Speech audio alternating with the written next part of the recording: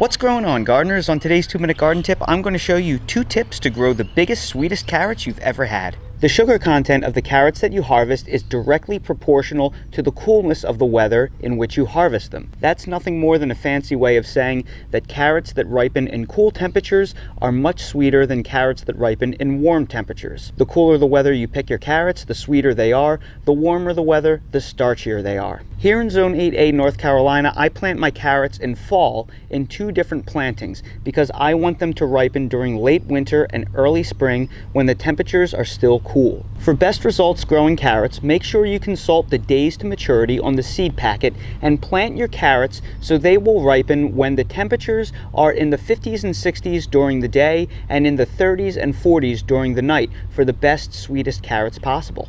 Then, to grow the largest, straightest carrots you have ever grown in your entire life, it is imperative that you grow them in loose, loamy soil. A raised bed garden is the perfect place to grow carrots because any resistance or rocks in the soil will lead to stunted, lumpy, and bumpy carrots. These are all grown in pure turkey compost with no rocks in the loosest soil possible. And just look at that right there. That is the perfect carrot. And there's plenty more where that came from. Those are some beauties right there.